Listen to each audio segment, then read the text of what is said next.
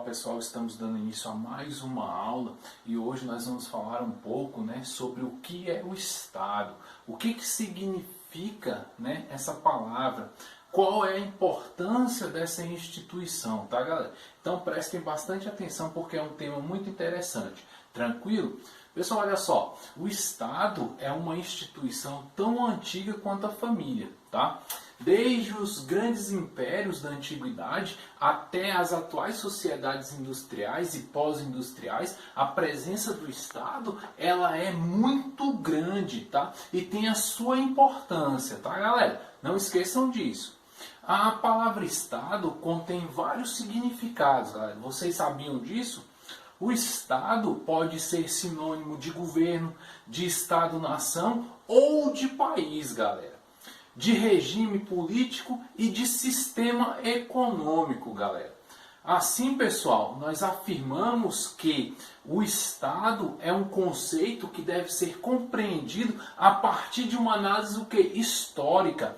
Para nós entendermos o que a palavra Estado ela quer dizer, nós temos que entender um pouco da história, da importância e do peso que essa palavra tem, tá? Dentro das diversas sociedades, galera, tá ok?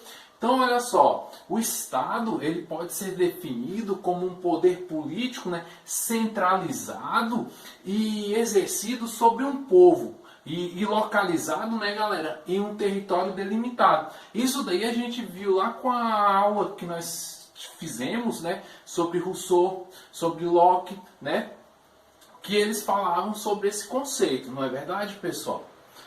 Então, quando nós estamos falando de Estado, nós temos que entender o que é chamado de Estado moderno, que vai surgir lá na Europa renascentista, pessoal, sobre a forma de monarquias absolutistas, em que as propriedades, do reino eram do rei. Ou seja, não existia espaço público, sem falar na ausência da sociedade civil, tá ok? Quando nós falamos em Estado absolutista, nós estamos falando em todos os poderes centralizados na mão de quem? De um monarca, do rei. Então, ele tinha o poder de criar leis, ele tinha o poder de executar as leis, certo? Então, tudo era devido ao pensamento e às vontades de quem? Daquele rei. Por isso que nós entendemos como monarquias absolutistas, tá galera? Então, no lugar do cidadão, nós vamos ter o quê? Um súdito, ou aquele que se submete a quem? Ao rei, galera. Tá ok? Até aqui tá claro? Vocês estão conseguindo acompanhar o raciocínio? Então, beleza. Então, galera, a ascensão, e os valores da burguesia deram-lhe condições para ocupar o lugar da nobreza e dos reis. A burguesia afirmava que seus interesses eram os mesmos das classes populares, galera. Principalmente do campesinato, daqueles camponeses que viviam lá, que trabalhavam, e aquilo que ele trabalhava, que produzia na terra, ele tinha que dar o quê? Para os reis, não é verdade? Então, pessoal, baseado nessa argumentação, a nova classe dominante tomou o poder do Estado, exatamente. E com a limitação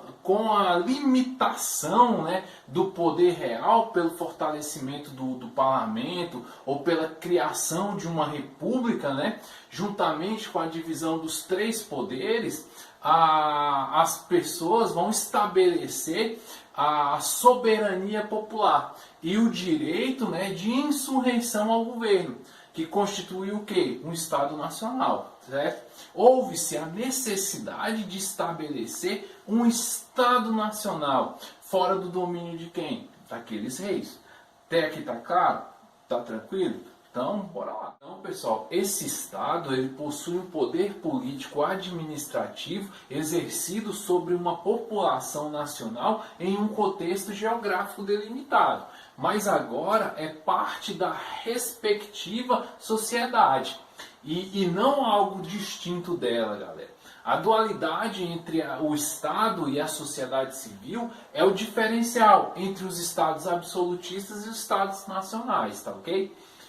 vários pensadores de política eles procuram esclarecer como se dá a relação entre essas duas entidades. Existem duas matrizes fundamentais, galera. Quais são? A contratualista e a marxista.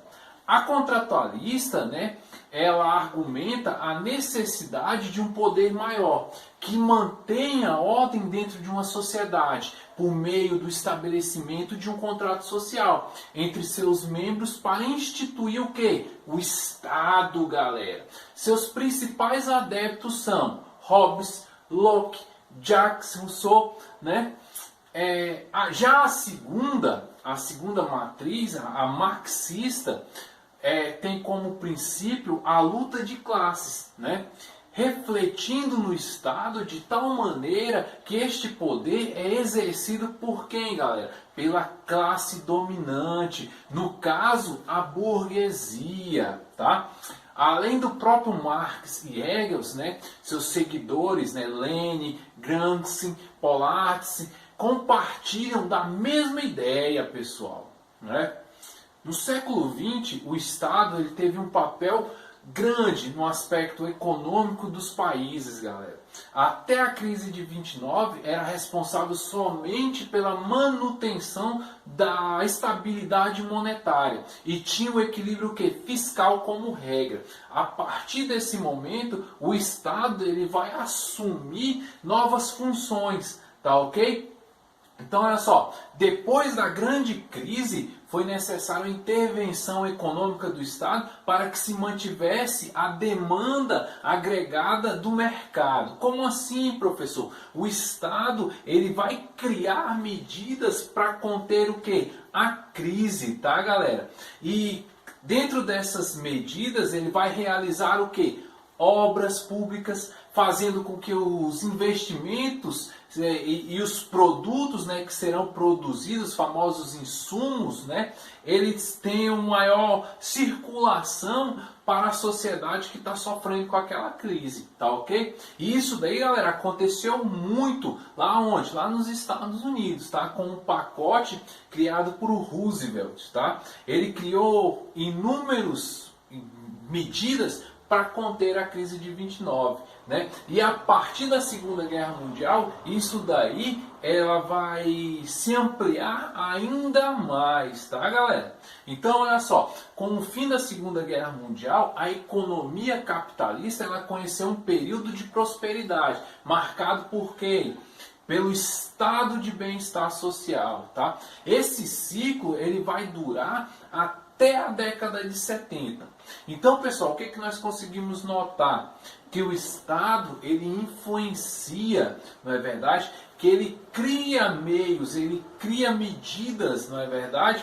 Para, de certa forma, organizar a sociedade, tanto socialmente quanto economicamente. O Estado ele tem uma força dentro da sociedade, ele age quando é o necessário, não é verdade?